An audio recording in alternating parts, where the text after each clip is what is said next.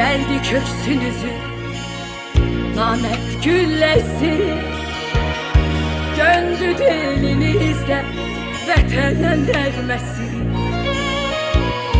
Dindi anaların ahı naləsi, akan gözlərimin yaşı şəhidlərə.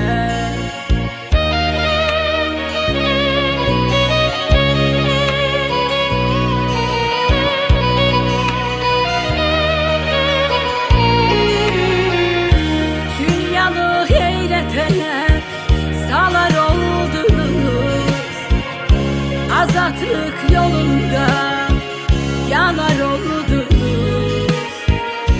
Köçüb yüreklerinde kalan oldunuz. Unutmak olar mıdır sizi şehitler?